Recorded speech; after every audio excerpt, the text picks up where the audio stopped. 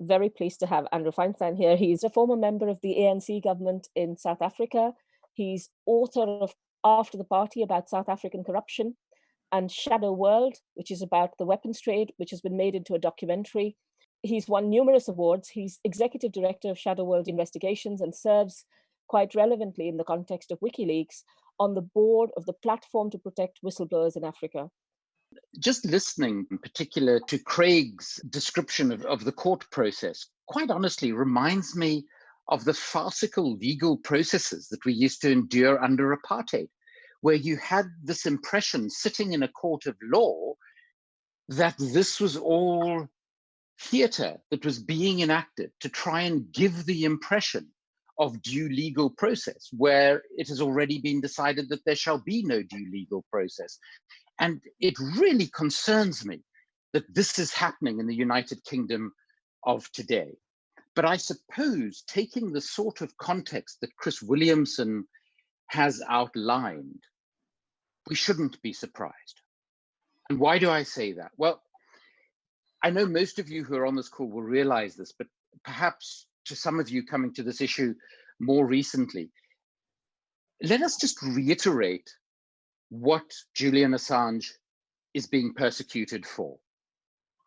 He's being persecuted for revealing the crimes of the US government and its allies, primarily the US's biggest poodle when it comes to military matters, the United Kingdom. He is being prosecuted for speaking truth to power.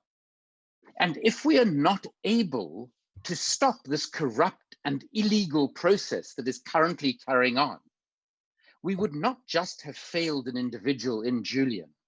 We would have failed the task of truth-telling, the task of journalism, the task of holding power to account. We will also have abandoned the right of every citizen to know what our government is doing in our name and with our money. We should also bear in mind that what Julian has done is he has violated the sanctified code of the national security state. And what do I mean by that? Everything that happens in the domain of national security is hidden behind a veil of national security imposed secrecy. So we look at the specific crimes that Julian and Wikileaks have revealed, but we remind ourselves that every day similar crimes are happening using primarily American and British weapons to murder innocent civilians in Yemen.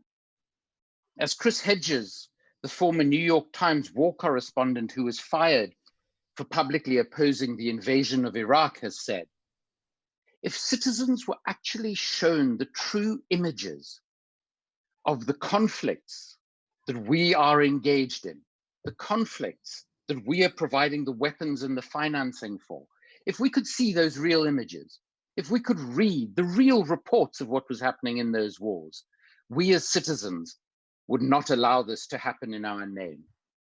So what Julian and Wikileaks have done is to bypass that sanctity of national security imposed secrecy and to reveal to us, citizens, what is really being done in our name. And I should just mention, based on my research over the past 20 years, that it is not just the murder and mayhem of war making that is being hidden from us here. It is worth bearing in mind that the global trade in weapons accounts for 40% of all corruption in all world trade. And who benefits from that corruption?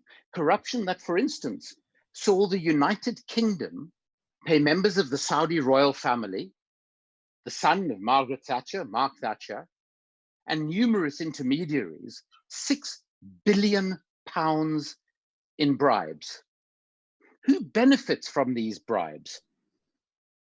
It is politicians, corporate executives, and intermediaries such as arms dealers, banks, auditors, consultants, and lawyers.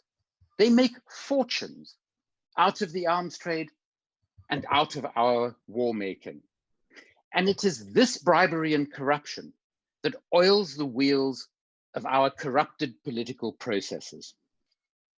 When one considers the nature of the power of the national security state, one can feel extremely daunted.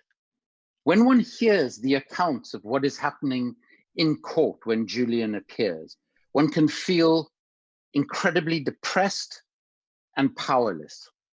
It's a feeling that many people in South Africa grew up with during the worst years of apartheid.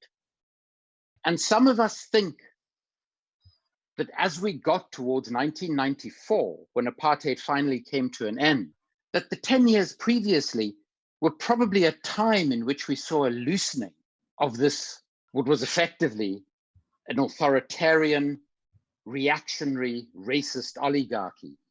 But in fact, it was the years leading up to the end of apartheid that were amongst the worst to endure for the majority of South Africans, because as the apartheid state claimed that it was starting a process of reform, in the African townships of the country, it imposed even worse repression than had been seen historically. But it never resulted in people on the ground in South Africa and in the international anti-apartheid movement losing hope. At a slightly anecdotal and personal level, I was forced to leave South Africa in the mid-1980s because I'd become involved with the then banned ANC from my late teens, and I was due to be called up for service in the apartheid military. I was taken out of the country, very fortunately. And the night before I was leaving the country at very short notice, I remember sitting above the city of Cape Town, my hometown, and what I, in a probably prejudiced way, regard as one of the most beautiful cities in the world. And I remember thinking to myself that I will never again in my lifetime see this city.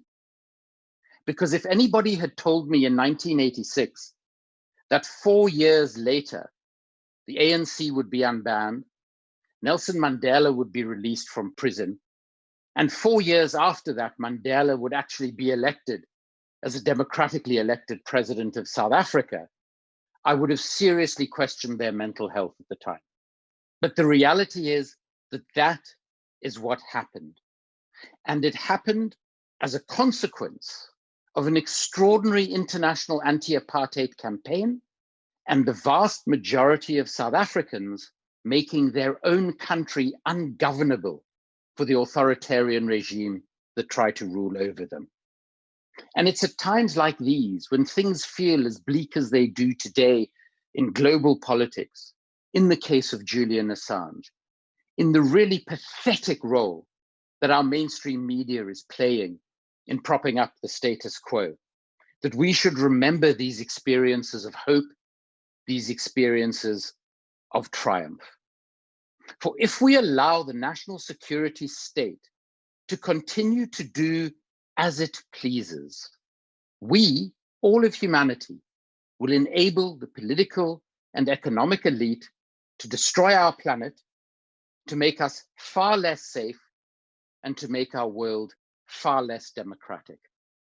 So for all of us who've joined this call, there are crucial things that we can do. We can spread information to as many people as we can about what Julian Assange and Wikileaks have actually done, which has been a remarkable service to humanity. We can spread information about the nature of the court case and about why Britain is kowtowing to the needs of America in this particular case.